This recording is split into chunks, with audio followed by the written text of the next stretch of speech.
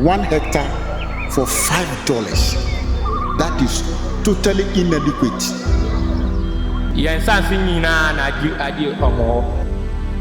Colonization never ended. It only changed its face. Today, it does not march under flags or come in chains. It arrives in contracts signed behind closed doors, sometimes in the open. It promises jobs, development, progress. But what does it truly deliver?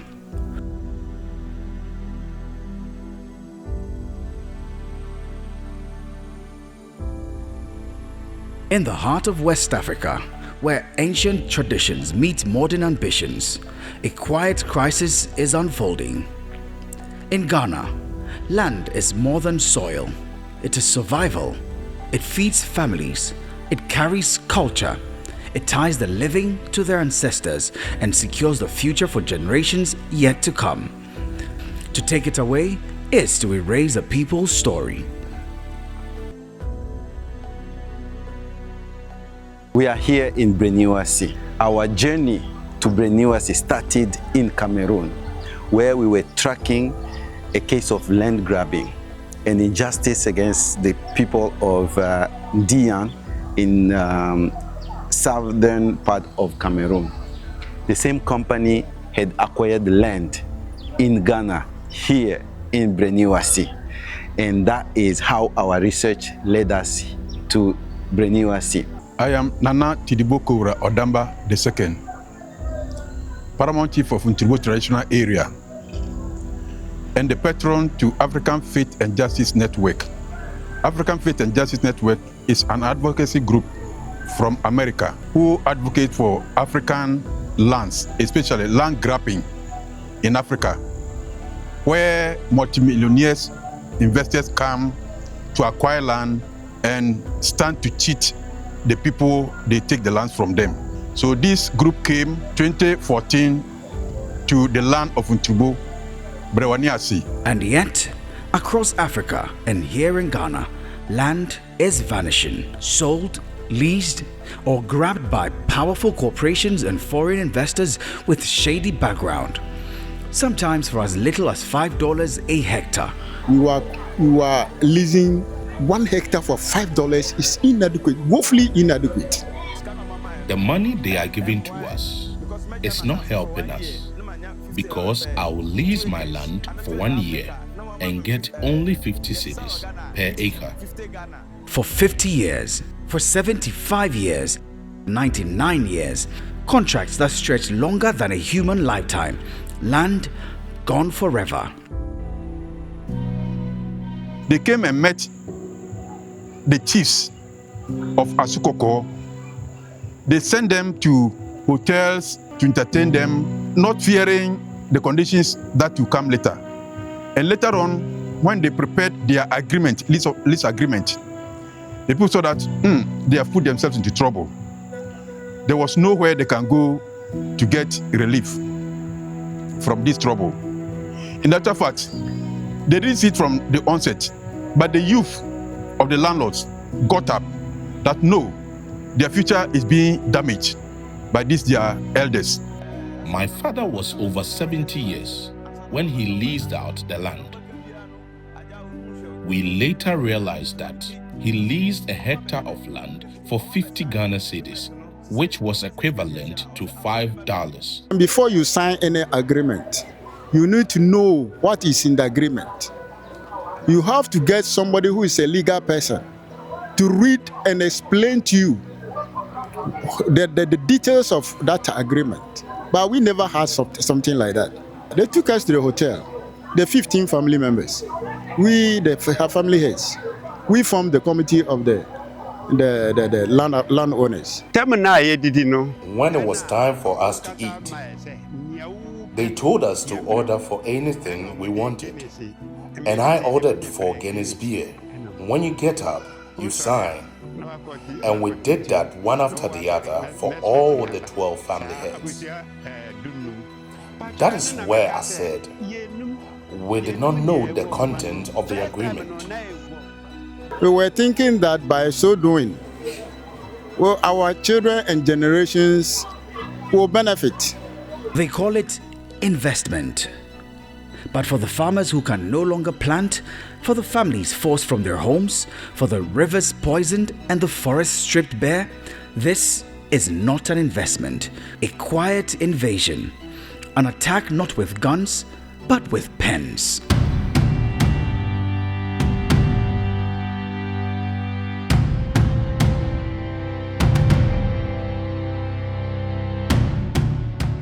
The Africa Faith and Justice Network, AFJN, sounded the alarm. A Catholic faith-based advocacy group based in Washington, D.C., AFJN had seen the pattern before, in country after country across Africa. They knew what it meant, they knew what was coming, and they came to Ghana. Our job here is very crucial because we are trying to prevent you from losing even the little bit you still can claim on your name. For more than nearly a decade, AFJN has walked into rural towns and villages, empowering communities to protect and defend what is rightfully theirs, teaching farmers their rights, warning chiefs of the dangers, building coalitions with local partners. Ending poverty means focusing on food security. Africa has become the target by multinational corporations as part of a response to the food insecurity. We have seen instances where companies come into Africa, buying land for pennies and signing multiple years of leases, some as many as 99 years, and growing and shipping those food abroad. You cannot solve poverty by actually targeting the people who already have nothing to grow the food and ship those food to people who already have enough. The majority of this continent is rural. It means most of them are farmers. The only thing they have is their land, that they grow their food, they raise their families, and they hand over to their generations. Statistics have shown us that 26% of the arable land is now in the hands of multinational corporations. In Ghana, 8.6% of its land is already in the hands of multinational corporations. So this is a growing emergency in a country that is already hungry. So that's why we're raising awareness. We are actually providing information to the people, and we are also creating advocacy skills for individuals so that they can find ways to be able to get back their lands where it's possible. They teach you how to be outspoken, how to be, vocal in doing things. I sent a petition to the Volta Regional Lands Commission. After 3 months, Volta Regional Lands Commission wrote to us that our portion of land has been taken out from what the investor is taking. The Africa Faith and Justice Network, AFJN, has won battles, has exposed corruption, but the forces behind land grabbing are relentless wealthy corporations, foreign governments, and local collaborators driven by greed. And for every victory, another deal threatens to undo it. My name is Fidelis Kwesidamba from Bontibo, that is Northern Ntrubo. We have come to learn about how people grab land, especially as we have Heracle farms. They have come to do in Brewaniasi, and then the landlords are suffering. Especially, they cannot even go closer to the lands they have leased. So what I have learned is that when we go back to our respective communities, if we want to lease lands to people or companies, then we need to pass through the proper channel. Almost 15,000 acres. The land the foreigners wanted was 15,000 acres. Initially, they promised to build an airport on the land, but we later realized that they were using it for an estate project. Something happened. Our last outreach yesterday, a community, they went into land contracts for 99 years. Even though they said there has been a review for 50 years. But even as that, 50 years, and looking at the landowners that went into this agreement, I bet you most of them will not live up to 20 years. So you can imagine the harm they will cause the next generation. This is the fight for Africa's future. Because when the land is gone, so too is the food. the home, the heritage, the freedom. What is at stake here is nothing less than survival. Across Ghana, fertile lands are disappearing at an alarming rate. Thousands of hectares are being handed over to multinational corporations, displacing smallholder farmers and threatening food security. Entire generations deprived of their land. Had it not been that you have come today, we could even sell this month. Entire communities signed away with the stroke of a pen. The damage does not end with the land. Water sources are poisoned, sacred groves destroyed. Ghana, a land rich with promise, risks becoming dependent, buying food it once grew in abundance. The small stream that passes through channels some small waterfall when it's rain, that those chemicals that they are be using is that be contaminated with our water bodies. So we are suffering based on that, and they have given us disease and those kind of things. Because of the lease of this large tract of land, the youth, mostly, who are indigenous, don't have any other place to work to earn their daily bread. These are not isolated incidents. They are coordinated, driven by foreign greed, local complicity, and silence.